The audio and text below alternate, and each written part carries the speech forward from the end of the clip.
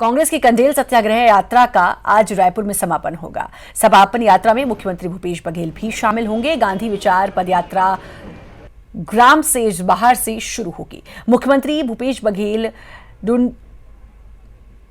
डुंडरा से संतोषी नगर और संतोषी नगर से गांधी मैदान सभा तक स्थली तक पदयात्रा करेंगे। समापन समारोह से पहले सीएम भूपेश बघेल ने बापू और गोडसे को लेकर एक बार फिर से केंद्र सरकार और आरएसएस पर निशाना साधा। गांधी को यदि स्वीकार करना है तो गोडसे और गोडसे की विचारधारा को छोड़ना होगा। बिना गोडसे और उसके विचारधारा को छोड़े बिना गांधी को नहीं अपना सकते, क्योंकि गांधी असहमति के भी उसके यहाँ स्थान था, उसका भी सम्मान था। गोडसे में उसमें असहमति का कोई स्थान नहीं था और इसीलिए गोडसे ने गांधी की हत्या की। भागवत जी ये बताएं कि उनका जो राष्ट्रवाद है क्या हिटलर और मुसोलिनी से प्रभावित तो है कि नहीं है। और ममता हमारी संवाददाता हमारे साथ जुड़ी हुई है। ममता, आज कांग्रेस की कंडेल सत्याग्रह यात्रा का रायपुर में समापन, सीएम इसमें शामिल भी होंगे।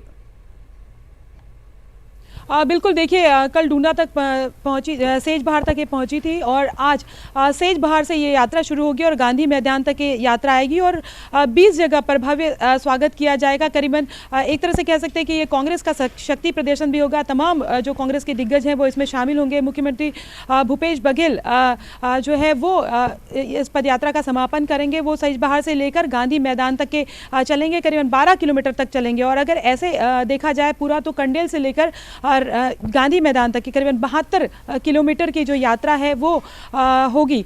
तो गांधी मैदान वही है जहां पर सबसे पहले महात्मा गांधी जो है वो आए हुए थे और उन्होंने यहां पर सभी को संबोधित किया था और ये गांधी मैदान उस समय खचाखच भरा हुआ था। तो आज वहीं पर समापन किया जाएगा और कांग्रेस का ऐसा कहना है कि इसके जरिए जो गांधी विचार यात्रा के जरिए लोगों तक के हम गांधी के विचारों को, महात्मा गांधी के विचारों को पहुंचाने में सफल हुए हैं और साथ ही उनके जीवन दर्शन को लेकर एक तरह से अलग जगाने के लिए सफल हुए हैं। तो गांधी मैदान में जब ये गांधी विचार यात्रा पहुंचेगी तो उसके बाद में एक बड़ी सभा भी होगी। मुख्यमंत्री भूपेश बघेल संबोधित करेंगे और पीसीसी अध्यक्ष मोहन मरकाम भी संबोधित करेंगे। वो लगातार जो है वो गांधी यात्रा कर रहे हैं कंडेल से लेकर।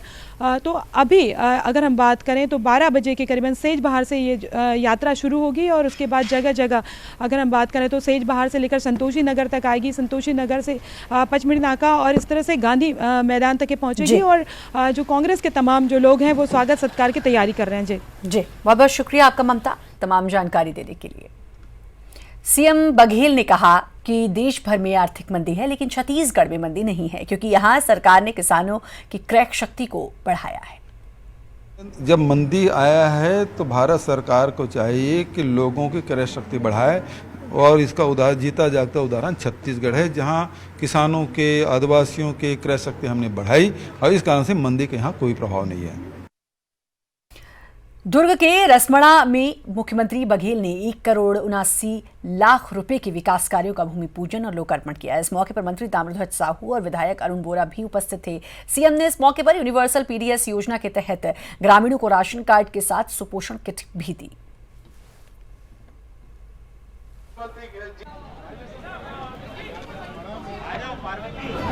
जो यहाँ निर्माण हुए उसके लोकार्पण का कार्यक्रम हुआ।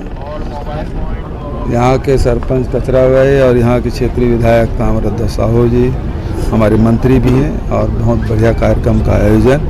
साथ ही कल ही दशहरा मनाए हैं, सबको बधाई और शुभकामना। और जो शासकीय योजना है सब लोगों ने इस कार्यक्रम को सराहा है और सभी लोग इसमें, चाहे गौठान योजना हो उसको सब लोग मिलके सबकी भागीदारी होगी और उसे सफल बनाएंगे। प्रदेश में सबसे अधिक टमाटर पैदा करने वाले दुर्ग के धमधा क्षेत्र के किसानों के लिए सरकार जल्द कृषि आधारित उद्योग लगाने जा रही है। दुर्ग पहुंचे सीएम बघेल ने ये बात कही। धमधा के किसानों ने टमाटर का उचित दाम नहीं मिलने की वजह से टमाटर को खेतों में जलाने के साथ ही सड़कों पर फेंक दिया था। हम लोग चाहते हैं कि छत्तीसगढ़ में जो कृषि से जुड़े हुए जो उद्योग है वो ज़्यादा से ज़्यादा लगे। इस दिशा में हम लोग प्रयास कर रहे हैं ताकि किसानों को इसकी उपज का लाभ मिल सके। आज बीजेपी दफ्तर में अहम बैठक होगी। संगठन चुनाव सक्रिय सदस्यता प्रभारी इस बैठक में हिस्सा लेंगे। इसके अलावा पूर्व सीएम रमन सिंह, प्रदेश अध्यक्ष विक्रम उसेंडी, नेता प्रतिपक्ष धर्मलाल कौशिक, प्रदेश संगठन महामंत्री पवन साय, चुनाव प्रभारी राम प्रताप सिंह भी शामिल होंगे। बैठक में संगठन को मजबूत करने पर जोर दिया जाएगा। बूथ समितियों के चुनाव की समीक्षा की जाएगी। साथ ही मंडल के चुनाव को लेकर भी चर्चा होगी। बस्तर की जेलों में बंद निर्दोष आदिवासियों की रिहाई की मांग को लेकर दंतेवाड़ा के नकुलनार मैदान में बस्तर के 4 जिलों के आदिवासियों का आंदोलन खत्म हो गया।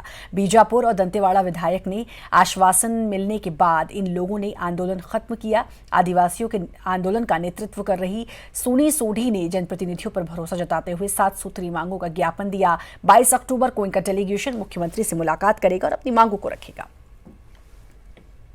तो हम लोगों ने कहा कि सरकार के द्वारा जस्टिस से पटनायक जी के नेतृत्व में 5 सदस्यीय कमेटी बनाया गया है और उन कमेटी के अंदर में बहुत जल्द निर्णय लिया जाएगा और जेल में जो बंद है उनको रिहाई के लिए कोशिश किया जाए। इस लड़ाई को और यहाँ तक कामयाबी को तक लाया, पर आज इस आंदोलन में निर्णय हुआ 22 तारीख को एक कमेटी गठित की जाएगी और वो भूपेश जी से डायरेक्ट मुलाकात करेंगे और हर जिले के 10-10 लोग होंगे। तो हम लोग अभी ये चर्चा में लाए कि नारायणपुर के भी 5 लोगों को लाया जाएगा, रखा जाएगा। तो 4 जिले के वहाँ के लोगों को लिया के एक कमेटी बनेगी और वो कमेटी मुख्यमंत्री से डायरेक्ट मिलकर चर्चा। हमारे 7 बिंदु में जो चीज़ें जो कुल ज़्यादातर जेल के जो बंदियों उनको लेके, उनके स्वास्थ्य को लेके, उनकी पेशी को लेके, उनकी रिहाई को लेके और उनके साथ जो वकीलों की जो फीस बहुत ज़्यादा उनको लेके सारे मामले जो दिए हैं अभी उसी मामले पे चर्चा करेंगे। बघेल सरकार ने प्रदेश में वित्तीय अनुशासन को लेकर कदम उठाने शुरू कर दिए हैं। सरकार फिजूल खर्ची रोकने के लिए कई काम करने जा रही है और इसकी शुरुआत खुद सीएम ने अपनी सुरक्षा में कटौती करने की घोषणा के साथ की है।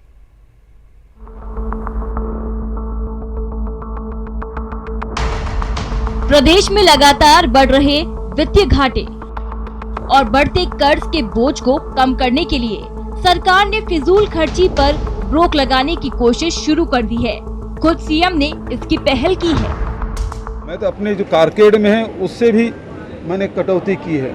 जो मेरी सुरक्षा में जो लगे हुए थे, गाड़ियां जो चलती थी लंबे लंबे काफिले, उसमें कटौती की है। लेकिन पुराने लोग हैं वो अभी भी उसी अपनी सुरक्षा में कटौती की घोषणा के साथ ही सीएम ने विपक्ष पर तंज कसा तो पूर्व मुख्यमंत्री ने पलटवार करने में देरी नहीं की। ये होम मिनिस्टर करता है, होम मिनिस्ट्री करती है और जितना थ्रेट होता है उतनी व्यवस्था इनको करना है।